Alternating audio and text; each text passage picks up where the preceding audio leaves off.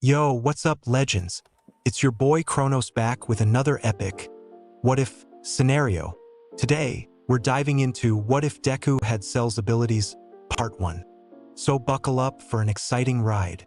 Massive shout out to Big Teddy G3498 for the awesome collab on this one. Thank you so much for your continuous support. You guys make this channel legendary. So what if Deku could manipulate cells like Alucard from Hellsing, shapeshift like Envy from FMA, and create deadly weapons from his own body like Alex Mercer from Prototype? Oh, and healing? Think Majin Buu and Cell Regan. Yeah, it's about to get crazy. Let's jump right in and see just how OP Deku can get. Chapter 1. Survival. A young boy with green hair woke up in the middle of the woods with a headache. Izuku, with a groggy head, sat up and looked around. He was immediately scared of what he found. Tall trees and nothing else. No sign of people, no sign of a trail, and no sign of his mom. That last thought brings him to a halt, his mother. The last thing he remembers is his mother taking him on a drive into the woods. It was a few days after his doctor's appointment that sealed his fate. His mother was eerily quiet, and Izuku felt unease seep into his being. He asked a few times where they were going but never got a response. She pulled to the side on a long stretch of road next to a forest. He had asked again but was told to shut up. This didn't have to happen if you had a quirk. I can't lose everything I have because of your status. Izuku was scared of the look in his usually kind mother's eyes. I'm sorry, what? That's all he got out as his mother put a cloth over his mouth and he lost consciousness. Inko Midoriya walked through the woods after a long hike, alone. She got back into her car and drove home to pack up and leave for greener pastures. Izuku was left in the woods with nothing but the clothes on his back. After he remembered, Izuku began to sob alone in the woods with no one to hear. He clutched his knees to his chest and cried until he fell back into unconsciousness. Izuku later awoke with a chill in the air. He slowly got up and sniffled again before thinking of what to do next. He watched exactly one episode of Wild Survival on TV. He needed shelter before it got dark. The sun was already setting. He got up and began to walk in a direction.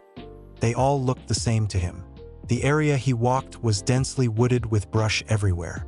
For his short frame, it was extremely daunting, but what choice did he have? He walked and walked, lost in thought, until he heard something. Water burbling. He headed to the noise and found a small stream where he leaned down and drank the fresh water. He began to walk up steam since he didn't know what else he could do. With his arms clutched to his body, he walked for an hour until he found where the water came from. A natural spring source that washed over the stones beneath it. The source was a few feet up in the air on a stone wall, and the small cliffside stretched far. Izuku looked around and found what he was looking for. A cave that stretched into the cliffside. He approached it with much apprehension and peeked inside the dark opening. He listened carefully. He saw and heard nothing. He looked up and it was close to dark. With no other choice, he walked into the cave, and it stretched up slightly at an angle. There was nothing in the cave as he could tell, and was smaller than his room. There was moss covering the back wall and floor.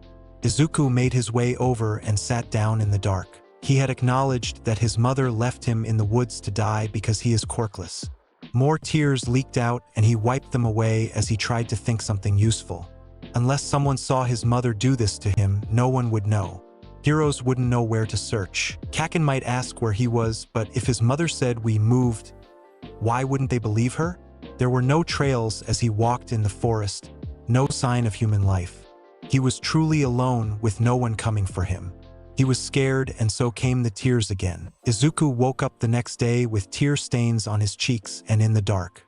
He could see the light streaming into the cave opening, and Izuku made his way out. He sat again at the opening and tried to think what next. He needed to eat, and there was a stream nearby. He remembered the show and thought about how he speared fish to eat. Izuku looked around and found a long stick. It was dull at the end and too wavy. He kept looking until he found a straight stick with a dull end. He moved to a flat stone and started to sharpen it as the guy said on the TV. He said to use your knife or a hard stone. He didn't have a knife, so this will do. He kept going until the point was sharp, and then he made his way to the stream. He took off his shoes and socks and then walked into the stream. He walked slowly in the cool stream until he saw some fish swimming around and stopped. He tried his luck for hours and hours until he finally speared a fish hard enough to catch it. With tears of joy, he pulled the fish up on the stick and walked back to the cave. Now he needed to prepare it.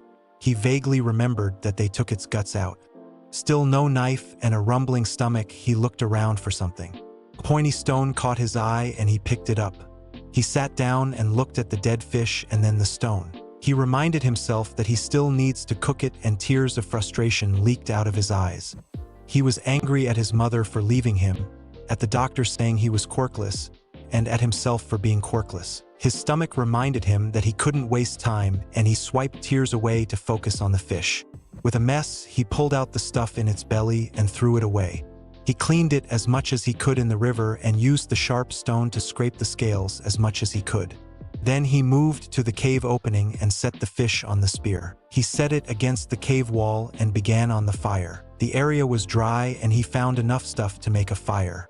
He found dry grass and leaves with sticks to rub together.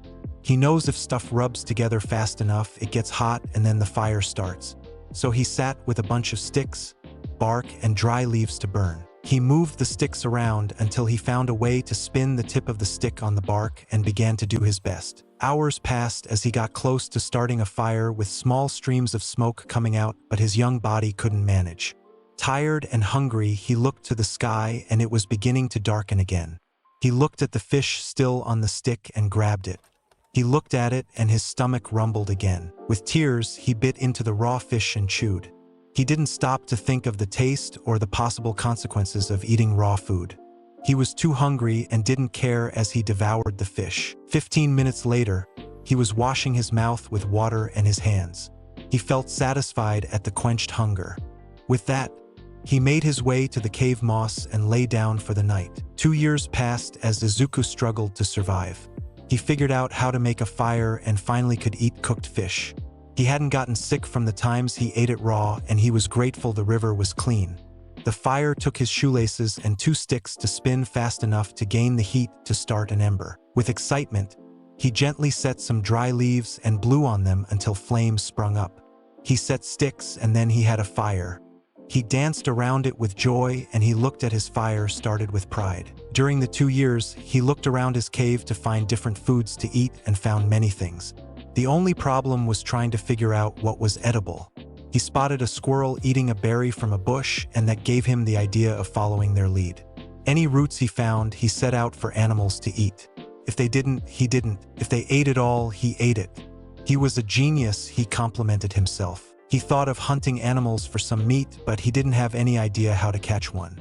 So he stuck with fish and whatever he could forage. The first winter was hard with him, going to sleep shivering most nights. He learned quickly to close off the cave opening with a shrubbery. The next year, he made a makeshift door to set it in front of the opening. Made of sticks and vines, it blocked the cold well. The fire gave him warmth in the cold. His clothes shrunk on his body and his shoes grew tight. He worked with what he had and tore open the front of the shoes to make some open-toe shoes. His shirt and shorts stayed on until he couldn't wear them properly. When his shorts were too uncomfortable, he tied his shirt to cover himself as best as he could. He ranged further out with each passing week to find anything, but so far he had found no sign of people. His sense of direction improved drastically as he lived in the woods. He found many neat things like deer, a black glassy stone, and a wolf. He quickly moved away from that area and hoped that no wolves moved close to him. As for the black stone, it was incredibly sharp and managed to cut his calluses finger. He smiled at the find and set his sharp stone to rest as a new stone took its place. First, he needed to make it possible for him to hold it to gut the fish. He used his old shorts as a grip and it worked extremely well. In year 2 is when the trouble began. Izuku was foraging for berries in spring and he heard a noise. Living in the woods heightened his senses, so he turned slowly to face whatever made the noise. A gray wolf stared at him and growled while lowering its body. Izuku was scared out of his mind and moved back slowly while reaching for his black stone knife. The wolf continued to growl and moved with every step Izuku took back. The boy didn't make a noise as he continued to step back and to his cave. Maybe he could hide there until it grew tired, but Izuku didn't have that luxury. With a bark, the wolf lunged at his neck. Izuku yelped and dove to the side and began to run to the cliff top of his cave. He had climbed the cliff and ran to it. The wolf barked as Izuku ran between trees and dodged its lunges. The cliff came in the line of sight and Izuku cried in joy. The wolf tackled him and they fell off the cliff. Izuku landed in the creek and felt pain shoot up his leg as he landed under it. He pulled himself out of the creek and looked for the wolf. It landed near his cave and whined as it got up. The wolf turned to him and growled while approaching with a limp back leg and wheezing breath. Izuku grabbed his black stone knife and aimed it at the wolf. Izuku couldn't stand with his leg broken and the wolf was right on him. It lunged and Izuku put his arm up. The canine bit into the 7-year-old's forearm and shook. Izuku cried in pain and jabbed his sharp stone into its neck over and over again. The wolf whined in pain just like Izuku, but it didn't let go. With a yell, Izuku stabbed its eye and it releases his mangled arm. Izuku didn't let up and jumped on the wolf and continued to stab it in the neck until its whining stopped and he couldn't breathe anymore. The boy stumbled back from the bloody mess and landed on his butt. He moved away from the dead wolf and leaned against one of his trees. He shakily looked down at his arm and leg. The bone in his leg was sticking out and the arm was torn up to shreds. He turned and threw up at the sight of his body mangled. He cried as the adrenaline wore off and the pain came. "I don't want to die," he cried to himself as darkness took him over. A few hours later, Izuku woke up to see his limbs healed and he was very hungry. He thought it was a nightmare, but the blood on his shirt tied around his waist and the dead wolf proved otherwise. His arm was healed with no scar or blood visible and his leg was the same. His eyes snapped around to see if anyone was near, but he couldn't hear anything other than the normal wildlife. Izuku stared at his arm and absorbed what just had happened. "I have a quirk," he said quietly and tears streamed down his eyes. "I wasn't quirkless," he angrily said and thought of his mother who had abandoned him. "I have a quirk," he cried with joy at the development. His stomach grumbled loudly and he turned to the wolf. It would only be fair, he thought as he grabbed his fire starter and began making a fire, looked at the fur and then down at his too small shirt covering his modesty. With the fire roaring, he began skinning the wolf. With no prior experience, it was a mess and he was covered in blood again. He dumped the innards far from his cave and began to break bones and cut a piece to skewer to begin to cook. The smell was divine to his nose. For 2 years, all he ate was fish, berries, and some roots that he had no name for. When one piece finished cooking, he ate it and put another one in its place. While he didn't want to waste food, he knew that the meat would spoil if he didn't eat it. So he ate his fill and ate some more. All that was left was half a wolf and its chewed-on bones. With a full stomach, he cooked more meat for later and set it on large leaves he had found and set them in his cave. The rest of the raw meat was dragged away from the river and put into a pit and covered up with shrubbery. He knows a dedicated animal would find it, but better than nothing.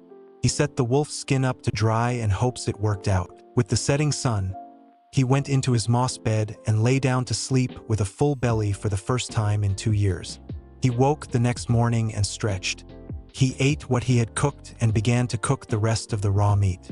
With that done, he sat down and thought about what he had discovered yesterday. He had a quirk. He healed yesterday from lethal wounds. Now to figure out what his quirk is. Yesterday he ate a breakfast of berries, so he shouldn't have been hungry, but when he woke after the fight he was starving and it was the same day. Maybe fast healing and it uses what I have to heal? Izuku thought out loud. He remembered the blood being gone from his wounds as well. And it took from the outside too. He took his black stone knife and cut his finger. It bled and it didn't close like he expected it to. Heal! And slowly it closed up. I have to tell it to heal? Oh, can I do other things? Stop healing. His finger stopped healing. Bled. Blood gushed out of the minuscule cut. Ah, heal. Healed. He washed off at the stream and tried new things with his quirk. He remembered the sharp teeth on the wolf and said, "Grow sharp fangs." Pain bloomed in his mouth as new teeth grew over the teeth that were there. Once the pain stopped, he touched his teeth and found fangs like the wolf's where his canine used to be. So cool. All right, go back. Pain bloomed again in his mouth and he cried in pain. Once the pain was gone, so were his teeth. That hurt. Stop hurting, he ordered, and his body went numb. He didn't like it. Go back. He bit his tongue without realizing it and he healed it. Okay, are you alive? If you are, give me a sign. Nothing happened, he hummed in thought. Numb my right hand and make sharp claws. His right hand numbed, but both hands grew sharp claws made of bone extending out of his fingers. Ouch! He looked at the sharp knife like blades on each finger. They stretched out almost 2 inches from his tips of his fingers. He dragged one across a stick and it was carved easily. Whoa, go back! His left still shot in pain while his right was still numb. He had to work on that. He learned that he could change his body however he liked in the most horrifying ways. He had grown to command his body to without saying a word and grown used to the pain. Bigger changes hurt more and made him hungry if he kept them. In short term, it was fine. His quirk used his body to fuel the change. He wanted to do more with his quirk, but he didn't know enough. He remembered about a library and how they had books and books had knowledge, but where to find it. So one day, 6 months after finding his quirk, he set off to find people and then a library. He didn't have much to carry except his black stone knife and a new wolf skin he had around his waist. The first one didn't work out, so after much studying of the deer he killed, he learned how it could run so fast. He mimicked how the leg was formed and did his best to walk and then run on it. His hoofs were made of the stuff his nails were made of and he felt fast. With some cooked food in his makeshift basket, he ran downstream fast as a deer. Wind blew through his hair and he laughed in ecstasy. He passed ponds, another cave, and so many trees. He took a few days at full speed, but he didn't stop unless it was to rest or sleep. He hunted small animals when he ran out of food with a spear of bone that protrude from his forearm. He grew sharp teeth and turned off his taste and ate whatever he caught raw. He could make permanent changes like making sure he didn't get sick, so he did so. He knew he could get sick from small bugs called germs, but he just told his body not to get sick, and so far it had worked. After cleaning off, he moved on until he saw what he was looking for.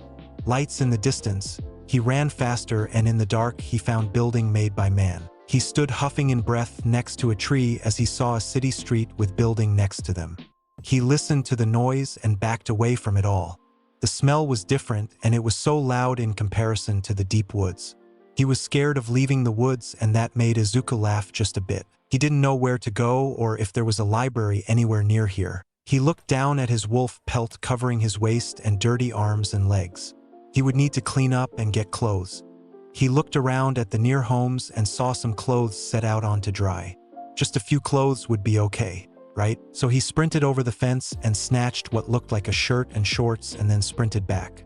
Back in the woods, he looked at the clothes and they were just a size too big, but he could make it work. Shorts were fine. He went back to the pond and cleaned up as much as he could. He left his legs as they were since he forgot about shoes. His hair was a bit greasy, but it would be fine. He slipped on his stolen clothes and made his way back into the dark city. It would be better to look around now when there were no people. So with a shaking step, he walked into the dark city. Chapter 2. Improvements. Izuku walked through the streets lit up by the occasional streetlight.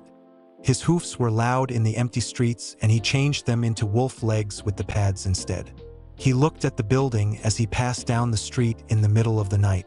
He remembered to stay on the sidewalk as he walked, but he couldn't find any libraries. He heard something in the next alleyway and peeked around the corner. A man stood there with a cigarette against the brick wall. Izuku tried to speak but coughed and tried again. Hello. Do you know where a library is? The man turned to the boy with hairless wolf legs and furrowed his brow. Give me some money and I'll tell you. Sorry, I don't have any money. Izuku shook his head. The man approached and grabbed his collar but stopped when he felt something jabbing his stomach. He looked down to see a bone spear pointed straight at him. Do you know where a library is? The boy asked again. The man didn't move from his position and nodded carefully. Great. Can you show me? The man nodded again. Okay, lead the way. Izuku stepped back and the man slowly walked around the boy with a bone spear coming out of his wrist and with eyes that weren't afraid of hurting someone. The would-be thug walked straight to the nearest library and pointed at it. It says it opens at 7 a.m. Izuku smiled brightly and retracted his bone spear with a cracking noise.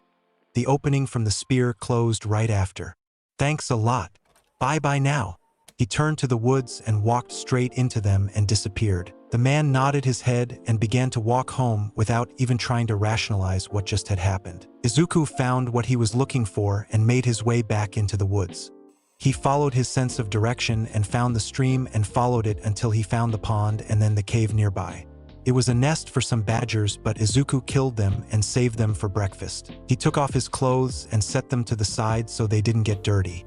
With a content sigh, he fell asleep. The next morning, he gutted the badgers and ate 2 of them, and saved the other 2 for later in the den. He washed up in the pond and cleaned again before heading to the library. The sun was out and people were walking around, and so were cars.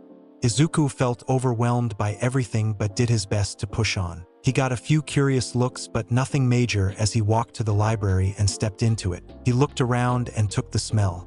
It was very quiet compared to the forest and the city. He heard someone clear their throat, and Izuku looked over to see an old lady watching him curiously. "Don't forget to wipe your feet before you enter," she said softly. Izuku looked down and nodded. He cleaned his paws on the rug and made his way to the old lady. "I'm looking for books about the human body." He paused. "And other kinds of bodies like animals, like bones and stuff." The old librarian observed the young boy that could only set his chin on the counter and asked about anatomy books.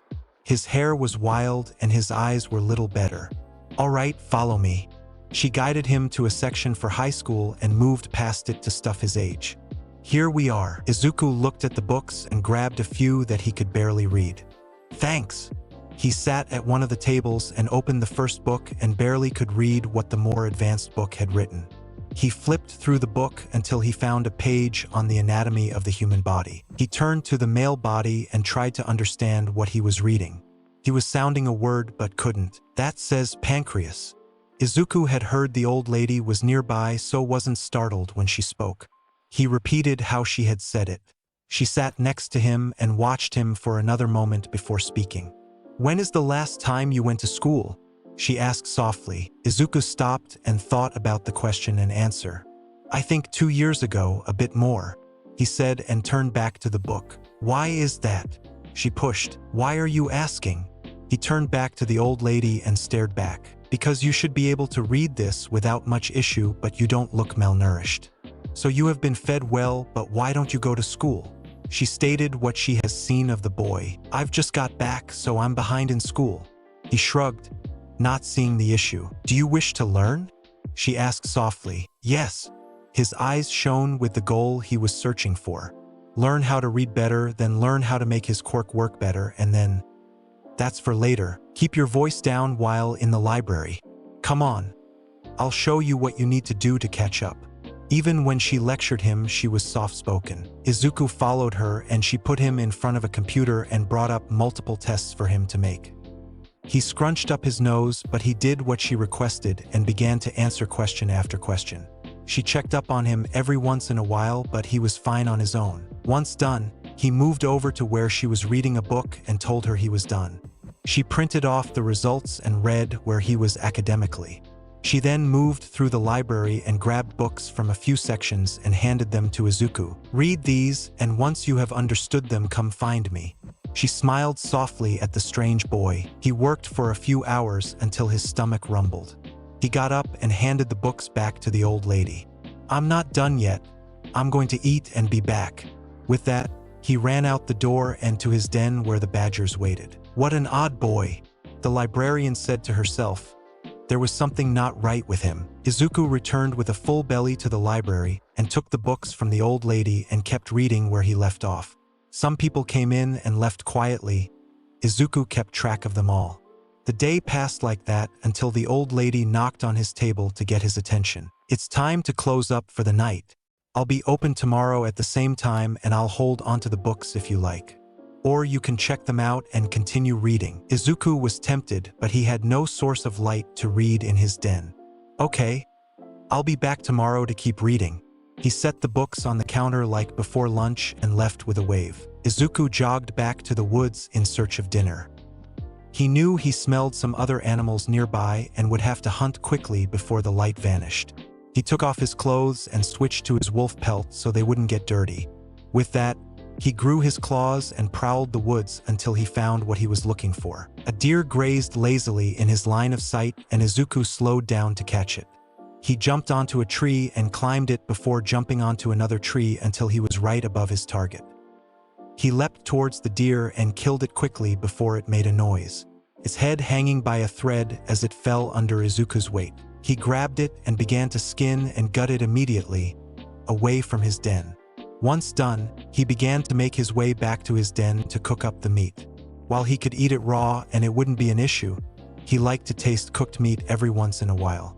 Now dark, Izuku sat next to a fire with some deer meat cooking on a stick. He blew on it and chomped down on it. His bladed fingers made clean cuts on the meat, which means less mess. Once he ate about a third of the deer, he set the skin to dry after figuring out the right process and went to sleep with the deer dragged in with him. 1 year later, Izuku walked into the library and greeted Asato Shizuko. "Hello, Asato." He grabbed his books from yesterday and moved to his table. "Hello there, young Izuku," she said softly back to him. Izuku wore something different from 6 months ago since she had asked why he only wore one set of clothes. In response, Izuku went out at night and took a few more clothes like a sweater and a few more shirts and shorts from different homes to make it fair. He kept them as clean as possible, but it was hard when he lived in the woods. She had been watching him closely as he came in every day without fail to study what she gives him. He had far passed what a boy his age should be at, but Asato didn't say anything. Sometimes he took breaks from his studies and instead read something he wanted to, like the anatomy books he wanted a year ago. Right now, he was reading about how the organs of a normal human stayed in place and what caused them to get injured in most situations. He understood what he needed to make his body even better. Now he just needed some time alone. While he was at modifying his organs to survive more impact, he will take out the appendix and the wisdom teeth. He moved on to bones and how to make them stronger. He found a book detailing quirked people that affected their bodies from birth. One of the most common was stronger bones for strength enchantment quirks. During an autopsy of one quirked human, their bone was 3 times as dense compared to a normal human. "Need any help, Izuku?" Asato asked softly. Izuku hummed and said, "No, I think I'm okay. Thank you, Asato." Izuku had a plan to use blood from the animals he hunts and take the iron from it and integrate it into his bones to strengthen them and sharpen his blades. Calcium would be ideal as well, crunchy bone snacks. The next thing was muscles and ligaments. He was sure that he could compact the muscles in his body without getting bigger, just like some quirked people had, and the ligaments would follow the same route as the bones. If he eats the ligaments of others, then he could add them to his after breaking them down. "Are you planning to become a doctor?" Asato sat across from Izuku with her book. "Doctor is a profession that heals people?" She nodded. "No, this is all for my quirk." "You never mention your quirk. May I ask what it is?" she carefully asked. Izuku shrugged and answered, "I can do whatever I want with my body." She stared confused at what he said. "What do you mean? Let me show you." Izuku held his hand out and bones cracked and reformed into mallet-like fists made of bone, and then cracked again and extended bone blades from his fingers. Then they shifted to turn into fleshy tendrils to turn the page in the book. Like that, but everywhere. Asato looked disturbed at the display but was intrigued by the possibilities. "And you want to study to make your body more efficient, better?" Izuku nodded. "To what end?" "I'm not sure, but I want to find out what I could do," he said, excited at the prospect. "So long as you're careful and study exactly what you're thinking of doing." Asato smiled at the messy-haired boy. That night, Izuku began to crunch on the bones of what he had hunted that morning. He ordered his body to break down the calcium and compress his bones as much as they could. The deer's ligaments were eaten raw, and Izuku told the same to his body for the incoming body part. He extended a thick tendril from his body and drank the blood directly to extract the iron and any other vitamin he could use. Any parasites he found were devoured immediately, so he never had any worry for them. Ticks suffered the same fate as they were sucked into his body as they latched on. The deer was consumed bit by bit after it was skinned and gutted. Nothing remained of the peaceful animal as Izuku improved his body. Bones grew denser, muscles compacted, ligaments strengthened, and organs became spongy to take impact better. The next day, Izuku felt different as he woke up. He felt his body with his quirk and could tell everything he wanted to be worked. He got out of his den and extended his bone spear, and it was coated just thin iron from tip to end. He slashed at a tree and it carved deeply into it. He focused on making the iron coat the tip only, but the iron only coated his bones. He would need more to make them thicker. His bladed fingers looked like actual blades with the gleam of metal coating them. He smiled at the improvement. While he felt heavier, the muscles were compacted to fix the discrepancy. He changed into his hunting form and walked forward to test his new body. With wolf legs, bladed fingers in one hand, and a bone spear in the other, he ran through the forest for his breakfast. He sped faster than he did before and found his prey. A badger sniffing the ground turned to meet a claw that bisected it cleanly. Izuku grabbed the badger and skinned it before unhinging his jaw and eating it whole, while the other half was skinned and torn apart by extending tendrils made of muscle and bone. Each tendril took a piece and retracted into Izuku's body to be consumed. With a bloodless smile, Izuku moved on to find more breakfast. He stopped next to a berry bush before leaving them alone. He learned quickly what was edible and what wasn't. He moved on and found what he was looking for: a deer. Izuku returned to the library with a hop on his step and took his books that are always set aside for him. With a smile to Asato, he sat to study for his academics. Later, he could read on external organs of the human body like eyes, noses, and mouths. What he had wasn't a mouth but teeth on a tendril that sucked in mass to consume. He wanted to make another mouth that includes a tongue and taste buds. Eyes would be difficult, but that's a problem for the future. 3.5 years later, Izuku walked back to his den. At 13 years old roughly, Izuku stood at 167 centimeters, still with messy green hair and freckles.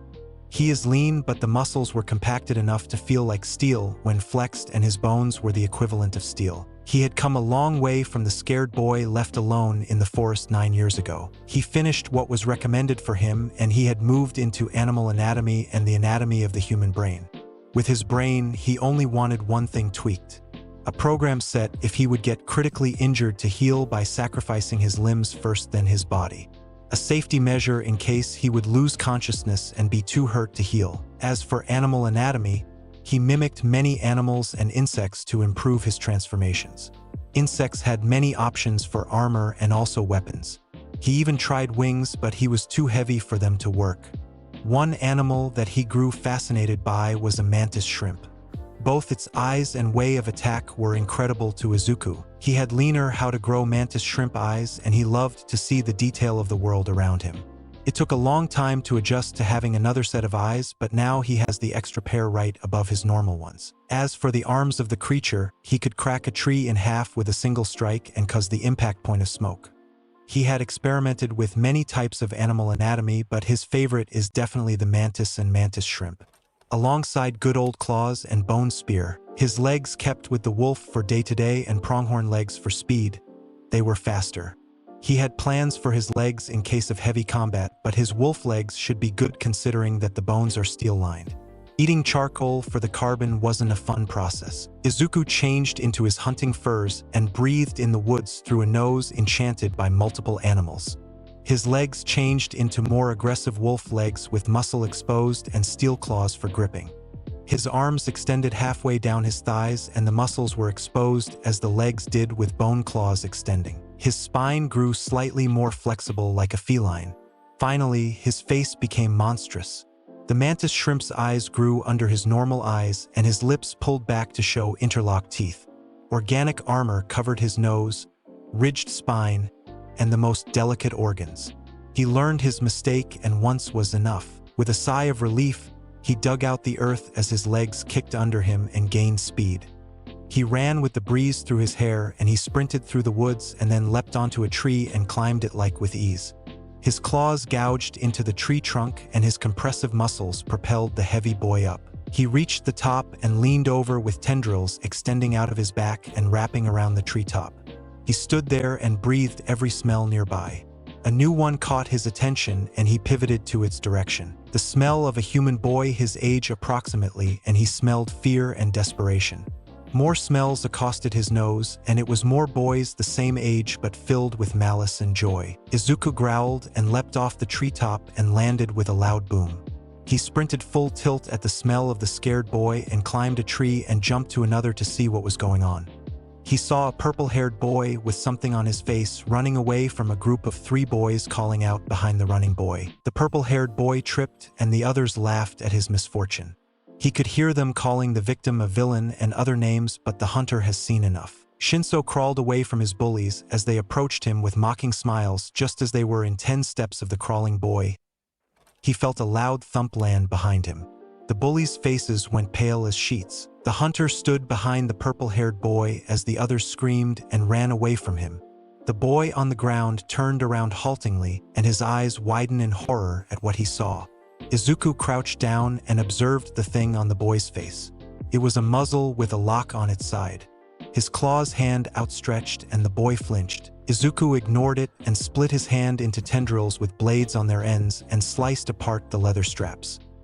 He gently pulled the thing off the boy and his clawed hand reformed around the muzzle. Shinso stared up at the monster as he crushed the muzzle in his hand and placed it in front of his legs gently. With a nod and huff, he turned around to leave. "Thank you." Izuku stopped at the boy's thanks and turned around. "Come back anytime." Izuku changed his voice when he was in this form just for the fun of it, and it came out as a low growl with 10 voices overlapping to make it sound like a demon spoke. He moved over to a tree and marked it with 3 claw marks. The boy nodded and stayed there until Izuku left. Shinso let out a breath he didn't know he was holding and took the ball of scrap that once was the muzzle. He looked up at the claw marks and got up to feel how deep they were. If that thing wanted to, he could have torn all of them apart. But instead, he stopped the bullies from going further with no witnesses around. He still shivered at the 4-eyed beast with skinless legs and arms. Chapter 3. The Boy. Izuku walked into the library to continue his research on the anatomy of living things he could assimilate into his body.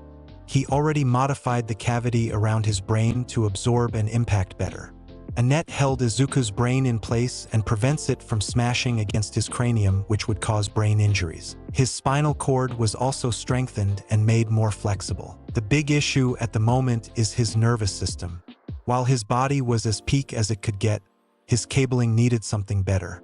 That's what he plans to study next. "Oh, Izuku, just who I was thinking about. Come here." Asato smiled softly and bade him come over to the counter. "What is it?" Izuku asked the librarian. "I am planning to take a vacation for 6 months starting next week. I've hired a temporary replacement for the time being," she explained. Izuku furrowed his brows and asked, "What's a vacation?" Asato smiled softly at the strange boy and answered, "When someone takes a break from work for a long period." "Oh, all right. Just like how he takes breaks from hunting quietly instead. He hunts where deer can see him and he can run after them." "You'll be back," she laughed softly. Yes, don't worry about that." "All right." Izuku nodded and took the book he left on the counter. Asato smiled at his odd behaviors as he sat down at his table. Izuku read about the nervous system and quirked humans and animals that had improved nervous systems. From what he understood, the nervous system was his brain and spine. He was thinking of the peripheral nervous system, which was the nerves, sensory neurons, and motor neurons. He wanted his peripheral nervous system able to move faster than it can now. Turns out it was simple to improve his nervous and peripheral nervous systems just by adding more neurons connecting to each limb. He had to be careful and not cross wires, so to speak, or else if he wanted to move a finger, then the arm moved at the same thought. That was a simple fix as he dissolved the neurons connecting the 2 lines. He added more to his external organs like his eyes and nose. When he first grew his extra pair of eyes, it was distorting to get input from both eyes. He had grown used to it and flipped between the 2 sets, but now with more neurons connecting both eyes, he could see out of both of them at the same time. While his mantis shrimp eyes were more narrowed in their focus, he used his normal eyes to see in a wider range. His nose didn't improve much. The week passed as Izuku began to slow in his research. Asato gave him a goodbye hug to his surprise and was gone the next day he came in. In her place was a young woman with nondescript features. She smiled in welcome, but that was all. Izuku didn't pay much attention to her after that. During his time going back and forward between the library and the woods, he only encountered a hero once as he was walking to the library in the morning. A man with colorful clothes was walking down the sidewalk with his chest out. Izuku tilted his head as he observed the oddly dressed man. The hero caught his watching fan and approached him. "Hello there, young man. Shouldn't you be at school?" The colorfully dressed man said with a smile. "I don't go to school. I learn everything I need in the library," he answered. "Why are you dressed like that?" The hero paused at the question. "Because I am a professional hero." He looked confused at having to answer that. "Oh, right. Heroes are like the police, but they can use quirks and dress up." Izuku remembers a faint memory of a blonde man with a weird hairdo. "Where are you from, young man?" The hero looked thoroughly confused at the interaction. "I grew up in Japan. I live near here." Izuku waited for the man to continue talking but looked trying to wrap his head around the idea of someone not knowing about heroes. Izuku didn't wait any longer and left the man standing there. "Hello. Nice to see you again." The temporary librarian greeted him. Izuku walked up to the desk and asked, "What aisle contains information about heroes? What would you like to know? The agencies? The heroes? It's history." She walked around the desk and made her way to a bookshelf. "Agencies? What is that? Give me the basics of heroes first," he asked. The young woman looked at him curiously and nodded. She grabbed a book on the history of heroes and how they came to be. "Most of this bookshelf is about heroes. That will tell you about the beginning of the heroes and how they came to be today." Izuku nodded his thanks and walked to his table. He read the book and then grabbed another and another. He read until it was time to close the library. The lady tapped his table to get his attention, and Izuku got up and set his books on the counter for tomorrow. He was in deep thought about heroes. He turned to the temporary librarian. "So heroes protect people by using their quirks to fight villains who use their quirks to hurt people or that break the law?" She gave a curious nod. "How can someone become a professional hero?" They continued to walk to the exit as she turned off the lights. "Anyone who passes their tests. I know UA is the most famous with their entrance exam of fighting robots usually." She was confused at how the boy didn't know anything about heroes. She was prepped by Asato how he was odd but nothing to this degree. Izuku furrowed his brow and looked at her. "That's it? Just fight some robots and you pass? Do they have another test to make sure they can be heroes?" "I'm not sure. Maybe, but I'm not entirely sure." "Why?" She locked the door from the outside and turned to him as the sun began to set. "Because even a pack of wolves could destroy some robots, it doesn't mean they should be heroes." He creased his brow in confusion at the way it was. She nodded and agreed with his statement. "That's true, but that's why I'm planning on becoming a librarian and not a hero." She laughed softly. "Do you want to be a hero?" Izuku hummed in thought. "It does seem fun. I'll think about it." While he was content in the woods, there was more in the world than just hunting and reading. Izuku walked back to the woods in thought of the idea of becoming a hero. He could fight villains and then he could get paid for it. He hadn't had much use for money in his life, so that was just a small benefit. Plus, it didn't mean he had to leave his woods to become a hero. Help protect people, and then he could back to his den at night. He stopped when he smelled a familiar but foreign scent. It was from the boy he stopped from the other boys. He stripped and changed into his hunter form and leapt to a tree and followed his nose. He found the boy walking alone in the woods with a light in his hands, shining his way forward. Izuku observed the boy as he looked around with a nervous odor wafting to the hunter. He waited until the boy was under his tree and then dropped a few feet behind him. The boy yelped in fear as the hunter stood a few feet over him. The boy stepped back a few feet from the hunter, who watched him curiously. Shinso shook a little as he looked into the four eyes that stared at him. The beast's teeth were sharp and gleamed white as they locked perfectly in between each other, and green messy hair covered his top. Shinso gulped and nervously pulled out what he had in his sweater pocket. The hunter watched the boy nervously observe his changed form, and then he reached into his pocket. His eyes snapped to his hand and the boy froze at the moment. He looked back up at his face and tilted his head in curiosity. "It's a thank you gift for what you did before." The boy stuttered and held out a box of cooked meat seasoned. The hunter split his hand into tendrils and gingerly picked up one of the skewed meats and brought it to his nose. The whiff he got stung his nose and he shook his head and then sneezed. He looked at the meat and the nervous smile of the boy. Izuku took a piece and chomped it down. "Spicy, but good," Izuku said as the seasoned meat covered his tongue. For most of his life, he had plain meat and the seasoning was a kick to his senses. Shinso let out a sigh of relief as the beast ate the rest of the skewed meat. His stomach growled just a bit and he remembered that it was dinner time and he should be heading back to eat with his mother. "You're hungry," the beast stated. "Ah yeah, dinner should be soon," Shinso responded. "Yes, it's time for a hunt." The beast picked up Shinso with his tendrils and held him close to his back as he disappeared from the clearing they were at. "Wait, what are you doing?" He felt panic rise as the beast strapped him to their back and they blurred to another clearing. Izuku set the purple-haired boy down and he collapsed. Izuku sniffed the air and bolted to where a badger was. He quickly sliced its head clean off and took it as he drained the blood with tendrils.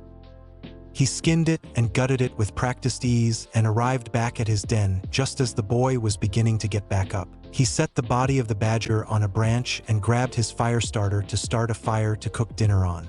In the fire pit he made, tendrils grabbed tinder and sticks as smoke plumed out and a fire began. He added more and more until it was roaring. Shinso watched as the beast started the fire and built it up until it was to his satisfaction. And then he grabbed the body of the animal and sliced its legs off and skewed them. He set them to cook over the fire. With a pale face, Shinso sent a message to his mother that he was having dinner with a friend, and she responded with a smile face emoji. He winced at the sound of cracking bone and looked up to see the beast transformed into a boy near his age. The boy looked normal with green hair, freckles, and a muscled body. The only difference was a set of black dots under his eyes and his wolf legs. His waist was covered by a wolf pelt was the only article of clothing. "You're human," the boy stated in confusion. "Of course I am." Izuku spun the roast of badger. "Why are you here?" "I live here." Izuku pointed behind him to the den. "What? Why? Why what?" Shinso pursed his lips at the frustration. "Why are you living in the woods and not in the city or town or whatever?" Izuku thought about his mother leaving him for dead in the woods. "I don't have any money," he said instead. Shinso saw that pause and he could see the boy's eyes flash with resentment. He didn't push any further that line. "My name is Shinso Hitoshi. Do you have a name?" Izuku snorted and bit into the roast and nodded in satisfaction. "Of course I do. I'm Izuku. Here, eat up." He handed one roast to Shinso. Shinso took the haunch of meat and gave a hesitant bite. It was tough and flavorless. "Just Izuku?" Izuku tore into the leg without issue and swallowed his meal down. "Yes, just Izuku. Why were those others chasing you?" "They were bullies and they wanted to hurt me because of my quirk." "People do that? That's weird." He reached the bone and crunched on it. Shinso stared at the bitten-off bone and then answered. "Discrimination because of quirks, yes." "How long have you been here?" "In the woods." "My den, like 5 years." "In the woods, longer." He finished his bone and moved on to the next roast. "Oh, do you like it?" Izuku nodded. "It's okay. It's quiet and I get to hunt." He shrugged. "Do you plan to stay here forever?" Izuku paused at that and finished his mouthful. "I was just thinking of that earlier. I was reading in the library about heroes and how they fight bad guys called villains, and I thought maybe I would try to be a hero." "Oh, that's nice. You read often." "Every day." "Do you want to be a hero?" "Yeah. But it is going to be hard." "Of course it's going to be hard. Life is never easy." Izuku moved onto the body of the badger. "People with flashy quirks have it easy," Shinso grumbled. "Flashy? What does that mean?" "People with quirks that are strong and attention-grabbing. Like yours, I guess." "Yours isn't strong?" "I guess it is, but it's not attention-grabbing." "Why do you want to grab people's attention? Is that good for being a hero?" Bone crunched as Izuku bit into the ribs. Shinso winced at the sound of bone crunching. "Not exactly. It's just easier." "Then work hard. That's all that's left." Izuku shrugged. Shinso nodded and finished his dinner. He twirled the bone and thought about what he should do. "You going to eat that?" Izuku pointed to the bone in Shinso's hands and he handed it to the feral boy. Shinso got up after Izuku finished eating and he looked around to head home. Izuku? Yeah. Izuku was stretching lazily on the ground. How do I get back home? With his eyes closed, Izuku pointed in a direction and said, If you get lost, just shout. All right, I'll see you around. And he made his way through the dark woods with his flashlight and a full belly. A year passed with not much changing. Izuku kept reading about the basics of heroes and continued his studies. Asato returned from her vacation on time and everything continued as usual. Shinso visited every once in a while and Izuku hunted for both of them. Bit by bit, Shinso got a bit more muscle added to his body. Shinso gave him the idea of trying to mimic quirks as he has been with his physical body. That made Izuku go into a learning frenzy and dove deep into quirk biology. Some quirks were out of the question like teleportation and being able to control fire. For that, he would have to dissect a quirk user with that capability to figure out how it works. As for others like mutations of the body, he already did that and much more efficiently than the book said. In the end, he wasn't able to mimic the emitter quirks. He liked the idea of his style and not being a master of none-type fighter. So, what do I do so I can go to UA? Izuku asked one day with Shinso. You still haven't applied? Of course you haven't. Let me show you. Shinso moved over and pulled out his laptop from his bag. From there, he pulled the website for UA and began a new application and then handed it over to Izuku. He paused and asked him a question. You know how to use a computer, right? Izuku furrowed his brows and answered. Of course I do. I've used one like 6 times. He scoffed. Shinso rolled his eyes and stayed near just in case he needed help. Once done with filling out his application, Izuku handed it back to Shinso. He looked it over with raised eyebrows. You're missing like half of the info that they asked for. Izuku shrugged and Shinso hesitated before applying and then with a ding, it was approved. Great. What now? Izuku asked. In a month, we head over to UA and do a written exam and then the practical. And I just remember that you've never been to the city proper. I'll come to get you 28 days from now in the early morning and we head there together. Shinso proposed for Izuku. Sure, that sounds great. Should I get a good pelt? Or shirt and shorts be fine? He asked. Normal clothes, no pelts. And be sure to clean off good. Shinso gestured to his den where his stolen clothes were kept neatly in the corner. Are there any rules I should know of? Shinso thought of the countless rules a feral teen should probably know. Just do what I do and I'll probably be fine. He hoped, he said to himself. Time passed by as Izuku kept his usual routine. He told Asato about the UA entrance exam and when he will be gone for the day. She gave him good luck and Izuku went to his den for the night. He went on his hunt and filled his belly for tomorrow. Izuku woke up to the sound of breaking twigs in a pattern. It was Shinso who decided to make himself known every time he stepped into the woods. The last time he didn't and spooked Izuku, he was almost impaled by Izuku's bone spear. Izuku! Time to go, we have like 15 minutes before it's late. Shinso shouted, knowing Izuku could hear him from a distance. Izuku got out of his den and stretched with multiple joints cracking. He transformed into his hunter form and Shinso caught him before he leapt off. Hurry up, we don't have much time, Shinso said. Izuku bolted and searched for his meal. He wanted to be full just in case something bad happened in the city. He found what he was looking for and didn't stop as he impaled the deer and began to devour it in a hurry. Tendrils sprouted out of his back and chest and did their parts to consume the deer. Bones crunched and blood was drained as he finished. All that was left was a pile of viscera, hair, and blood-soaked ground. Izuku sprinted back to his den and went to the pond to wash off quickly. His body took in any water left on his skin and then moved to his den.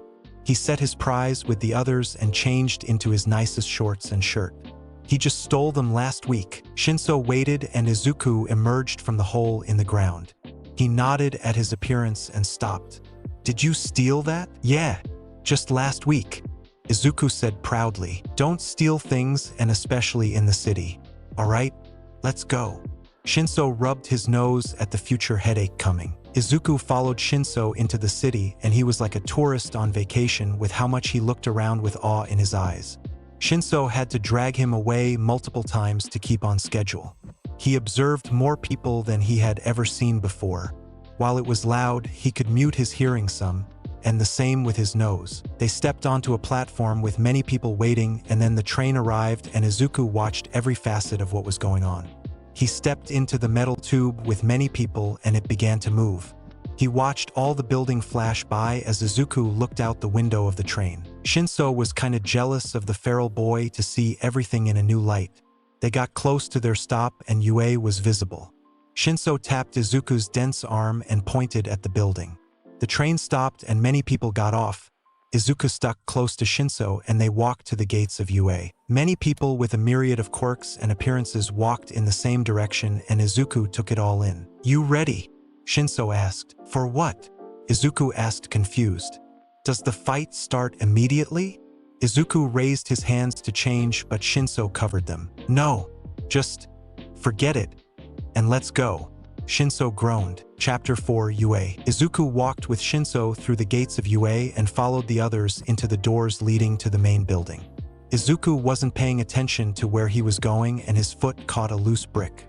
Normally, someone would trip and fall over, but given Izuku's dense muscles and steel-covered bones, the brick shattered. Izuku looked down and saw the missing brick and something slide down. "Whoa, are there metal worms? Imma, grab it." Izuku's hand shifted and steel blades tipped his fingers. He caught the thick metal worm thing. "What are you doing?" Shinso yelled as he pulled Izuku's shoulder. He saw what the feral boy had in his hand and stopped. "Why is a hydraulic under there?" "Ah, forget it and let's go." "But the worm," Izuku whined. "It's not a worm or alive." Shinso almost shouted as he pushed the extremely heavy boy. They walked in and to a table where they were directed. Izuku looked around and he wasn't the only one as he followed Shinso to the room they were told to go. Hundreds of desks were spread out and Izuku was directed to sit next to Shinso. "Alright, when the exam starts, don't look at others' exams or you fail. Don't make loud noise or you get in trouble. Don't speak to me or anyone else unless they are a hero or you will get in trouble." "Understood." Shinso rattled off and Izuku listened carefully. "Got it." He nodded dutifully. "Is the test going to be on paper? Because I haven't written anything in years." Shinso gave out a keening sound like a bird behind squeezed and its lungs are expelling air. "Just try your best, alright?" He gave Izuku a shaky smile. "Everyone be seated. The Yue Heroics exam will begin in a moment." The man with the domed helmet and with eyes and mouth on the helmet said. He went on to explain the rules of the exam and they were similar to what Shinso said. He opened his mouth and multiple copies of himself handed out the test and the pencils. Izuku held the pencil like he was going to stab something and he looked at Shinso. He adjusted his grip to copy the purple-haired boy and began his exam. Ectoplasm wandered around as he checked for any cheaters. He had found 2 and they already failed without them realizing it. He paused when he saw a green-haired boy having difficulty writing with the pencil. He observed the boy for a moment with his back to Ectoplasm. He paused and a black bead grew out of his neck and then he continued to write.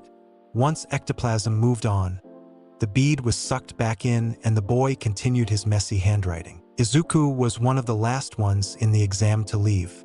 He shifted the muscles in his hands and they relaxed from the position they were stuck in. Shinso sat near the end of the hall waiting for Izuku to finish. "How'd it go?" he asked. "I knew the answers, but it's been a while since I've held a pencil or whatever." Izuku stood next to the seated boy. They made their way to a large sitting room and they found a pair of open seats. After everyone sat down, a blond man walked out with a weird hairdo. The man shouted and Izuku immediately didn't like him from his loud voice. The hero went on to explain the exam and what their objective will be. It was pretty straightforward: destroy robots and get points. "You will have to find the bus with the city center A on the side," Shinso explained to Izuku as he pointed out the different areas he will be needed to go to. "And you too. If you think of this as a joke, then leave." A boy further down pointed to Izuku and Shinso. "What was the joke?" Izuku asked without hesitation. The room bubbled with scattered laughter, and that made Izuku even more confused. "What joke?"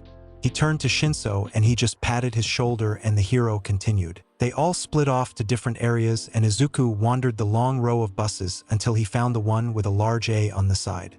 Many people were already aboard, and Izuku stepped on. The bus shifted at his weight, and Izuku sat in an empty seat. After a little bit, the bus began to drive away, and Izuku felt some nerves crop up. Not at the test itself, but being alone in a foreign area like the city. He much preferred the forest to the smell of the city. They got off, and many began to stretch and prepare for the exam to being. A blond boy approached Izuku, and he greeted him. "Hello, my name is Nito Monoma. My quirk is copy, and it allows me to copy other quirks for a short time. Could I ask if yours would be viable?" He asked. "I'm Izuku. I'm not sure my quirk will be the best for you. It took a lot of research to make it work to its fullest. It allows me to control my body down to its cells. Although I first learned how to use it to heal me by command. Anything else takes fuel," he explained. Monoma looked interested in the quirk but shook his head. "You're right, need too much control to use properly. Thank you for your time, and I wish you good luck." He walked off and introduced himself to the next person. "I wonder what would have happened if he copied my quirk and changed his body. Would it stay? It reverts to now." He daydreamed as everyone prepared. Izuku shook it off and took his shirt off lest he rips it. He hopes his shorts survive because he had no extra clothes on him and he was still going commando. "Start!" Everyone looked up at the voice. "What are you waiting for? There is no countdown in real life." Izuku turned and transformed into his hunter form, and he heard shouts of fear and panic as Izuku disappeared and sprinted into the fake city. He jumped over many people and kept running at a blistering speed. He found his first target as he ran straight. It was a one-pointer, and Izuku impaled it through the chest. It died, and Izuku observed it while holding it up. Others caught up to the beast and ran around him with a wide berth. Izuku took in the scent of the oil and paint. With that, he tosses the robot to the side like trash after tearing its head off and having a tendril hold it. The faculty watched many screens as the exam started. Nizu watched one screen in particular of a boy with little to no information on his application. A background search found nothing, and his abilities worry the principal. "Ectoplasm? Was that the boy you marked as odd?" The hero looked up and turned to Izuku, tearing a three-pointer in half and then taking its head. Now, 3 robot heads hung behind the beast, one of each robot variation. "I'm not sure, he looks different." Nizu brought up the camera footage right before the exam started. "Yep, that's him. Why are you so intrigued?" "Other than his powerful quirk, that is," Aizawa asked. "Because he doesn't exist in the system. All that was put on his application was one name, where to send the letter, and what course he wanted to apply. I did a background check on Izuku, and he doesn't exist in the system. No school records, no police records, and no quirk records." Nizu watched as he tore apart robot after robot like an actual beast. It was instinct driving the boy showed. "What are we going to do?" Midnight asked. "We grade him first, and pass or fail we talk to him," Nizu ordered. "Should I participate?" Small Might asked. "I see no harm in it." Nizu didn't take his eyes off the screen, with Izuku slicing heads off robots and growing a shield of something to block rockets launched at him. Izuku felt the heat of the rockets hit, and he sprinted full tilt at the larger robot. He speared its head, and Izuku tore it off and then threw the head at a one-pointer. The projectile tore through its chest, and the robot stopped moving. The eyes on his back spotted a new target, and Izuku leaped toward it. The two-pointer struck with its tail, and Izuku twisted around it as he slashed it off and then impaled it with its limb. It was quiet for all of a second. Then a large figure emerged from the city center. Izuku watched as others ran away from the zero-pointer. It towered over many buildings as it crashed closer to the exit. His ears picked up on a cry for help, and Izuku dashed forward. He found a pink girl with horns trying to splash something on the stone, pinning her legs down. She went pale as she saw Izuku's monstrosity of a body sprinting right to her. Izuku didn't waste time and threw off the stone with little difficulty, and gingerly picked up the girl after his hands shifted to normal. He scooped her up and sprinted back to safety. He set her down gently and looked at the zero-pointer's head. He gently set his other trophies next to the pink girl and sprinted at the large robot. He heard the shouts of shock, but Izuku wanted to take it down. With a feral grin, the hunter leapt at its legs and began to climb them with frightening speed.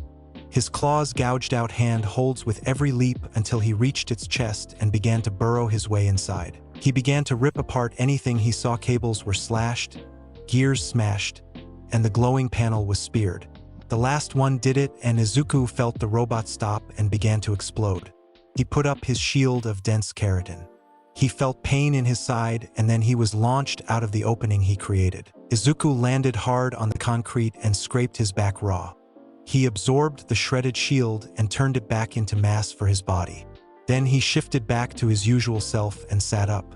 His back was already healed, but the piece of shrapnel sticking out of his lungs was not. I forgot to reinforce between the ribs, so exactly this didn't happen, stupid.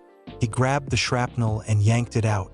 He heard shouts of shock as Izuku held the sharp piece of metal. Trophy, nice? He nodded and looked up. A small old lady was hurrying towards him and began to examine his closed wound. The blood covering the closed wound was also being absorbed into his body. Are you sure you got the whole thing out? Izuku focused inward and felt no foreign entities in his body. Yep, this was all of it. Who are you? A hero? You damn fool, you could have died. She hit her cane on his leg, but it was like it hit a solid wall. Why did you hit me? Izuku was beginning to dislike the old woman for doing something idiotic. She waved her cane in his face. Should I do the same if I ever see someone do something idiotic? You hit me with your full strength. Should I do the same? Izuku loomed over the diminutive woman and asked with full seriousness. Recovery Girl stepped back at the shifting body of the boy. Izuku watched her for another moment and waited for an answer, but none came. Izuku turned and left to claim his trophies. He found the pink girl he got out from under the stone, and next to her were the 3 robot heads. Nice! Glad to see you're all right. He picked up the 3 heads and headed to the exit. Good luck or whatever. Everyone was quiet as they watched the odd boy carry 3 robot heads and a piece of shrapnel that impaled him not long ago. Izuku made his way back to the bus's left and waited for Shinso to arrive. He got many odd stares when they passed him, but Izuku didn't pay much attention to them. Izuku caught Shinso's smell and then saw him walk through the exit. Izuku waved at him with a smile, and Shinso smiled slightly back. He furrowed his brow at the things he held. Why do you have those? Trophies? You did good, he asked. He shook his head with a chuckle. I think so. Izuku noticed a man in a dark outfit and white scarf approaching the two. Izuku turned to the scraggly-haired man and stared at him until he stopped near Izuku and Shinso. Izuku, please come with me, the man said. What did you do? Shinso asked, horrified. If I don't. Izuku ignored Shinso and stared at the man. He raised his eyebrow at Izuku. Then I'll drag you with me. It's illogical to waste any more time. Izuku caught a glimpse of some goggles around the white fabric and faint lines where he wore them frequently. Not until you tell me why. The area was emptied of teens, and all that was left was a nervous Shinso and the two of them staring at each other. The man gave out a long sigh and closed his eyes. The principal wishes to speak with you about your application. Is that reason enough? He turned to stare at Izuku. Oh, that's all. Sure, I don't mind. Come on, Shinso. He waved the purple-haired boy to follow. Izuku waited for the man to show them the way. The man stared at him curiously. Izuku blinked vertically just to have fun. Follow me. The man didn't bat an eye. They walked silently as they made their way upstairs and to a confident room with some heroes by his estimation. The nervous energy Shinso was giving confirmed it. Izuku observed each one of the heroes. His eyes lingered on the skinny blonde and then the rodent in clothes. Which one is the principal? He asked Shinso. Shinso whined softly and nodded to the white-haired rodent. He is. So what's this about? That guy said about my application? What about it? Izuku asked bluntly. The heroes gave a variety of reactions as Izuku didn't bow or show any sort of respect to any of them. Most found it odd. Vlad King grunted in disapproval and Snipe chuckled. Hound Dog gave the oddest reaction as he lowered his head and kept his eyes low. Nizu's fur was standing on end as Izuku's eyes locked onto his. Yes, your application had many blanks, and when I tried to look into you, well, you didn't exist. Can you give us more information? Nizu said steadily. Sure, I don't mind. Ask away. Izuku shrugged. Shinso looked at him incredulously. He caught the look and asked, What's with that face? I thought you didn't want to talk about your past. His voice pitched. You just never asked after the first night. I thought you never cared is all. He shrugged and Shinso threw his hands in the air. He turned back to the rodent. What's your full name? Izuku Midoriya. Just call me Izuku. Where do you live? The address you gave was for a library. Near him. He pointed at Shinso. They looked to Shinso and he gave a glare at Izuku. He told them his address and district. Yeah, about a 10-minute walk from there into the woods. There's my den, Izuku said. Everyone's ears perked up at that. Den? Explain, please. Nizu had a feeling already. I live in a den in the woods. That's all there is to it. He shrugged. Alone? Hound Dog didn't look up when he asked. They all gave him odd looks, but Nizu understood. Yep, Shinso walked into my territory when he was running away from bullies almost 2 years ago, I think. I am bad with time. He visits me every once in a while when he gets bored or his mom makes him go out. How'd you know that? Izuku ignored him and waited for more questions. Why are you living in the woods? Vlad King asked the question in everyone's mind. Long or short? Izuku asked. Long if you would. Nizu spoke. Well, when I was 5, my mother took me to a doctor to check my quirk since it was taking too long. He said I was quirkless and my mother didn't like that. She dove me far and then dumped me in the middle of the woods to die. Turns out, I'm pretty good in the forest. It was hard at first when I had to eat raw fish, but I managed. When I was 7 is when stuff got interesting. A wolf tried to eat me. I didn't let it and killed it. Granted, it mangled my arm and I broke my leg, but I beat it. Anyways, I wake up later and my injuries are healed and I have a quirk. I ate the wolf and learned what my quirk did. I can manipulate my body down to its cells. It hurts a lot at first, but I learned to deal with it. I wanted to do more with my quirk, so I made my way to the city and then to a library. From there, I caught up with school, learned anatomy for my quirk, and met Shinso. Pretty great so far. Anything else? He looked around to see the horrified faces of both teachers and Shinso. What's with that face? He asked Shinso. Shinso didn't say anything and hugged Izuku. Ah, what are you doing? Shinso tightens his hug. I mean, it's nice and all. What is your mother's name? Nizu asked. Inko Midoriya, I think. You've been eating well? Midnight asked. Oh yeah, I hunt every night. Your food is bland as hell and need more vegetables in your diet. Shinso let go of his friend and wiped his face. You just make it spicy, Izuku grumbles. Well, that's all we need for the time being. But we can't in good conscience leave you alone. I would like to make you a ward of UA. Nizu said, and many nodded their agreement. What does that mean? Izuku asked suspiciously. UA becomes your home and we provide all you need to live. UA becomes your parent. Nizu explained. Can I leave whenever? As long as I am made aware, yes. I don't want to live in the building, woods only. We have a large stretch of woods to our south. We can get wild prey brought in for your comfort, but you will have to learn how to eat with the rest of us. Izuku thought about it and observed each one of the heroes present. Why do you care? We are heroes. It's our job to care, and even if it wasn't, all of us would have done something to help. Nizu explained, and the seated heroes nodded their agreement. Does that mean I passed the exam? Izuku smiled. Yes, in first place for the practical. Nizu grinned. All right, I'll let UA by my parent, but only if Shinso finds out if he passes. He pointed at the shocked boy. No, I can wait.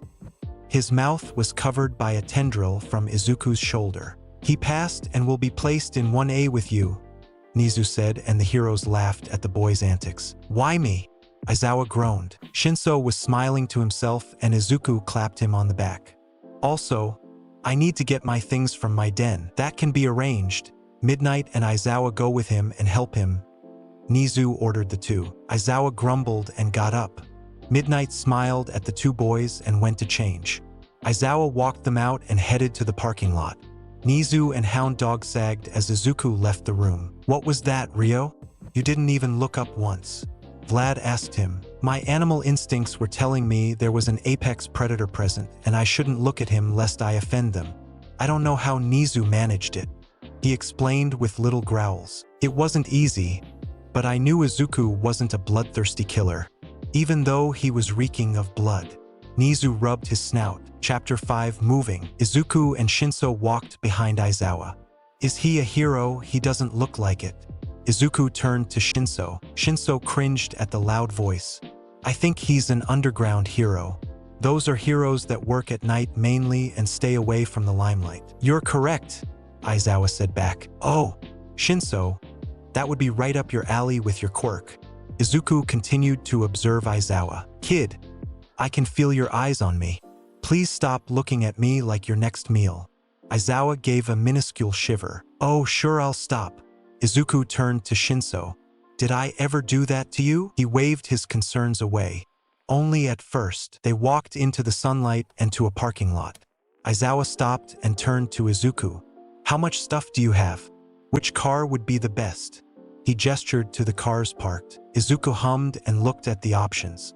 He ran up to a few and peered inside. This one or that one probably.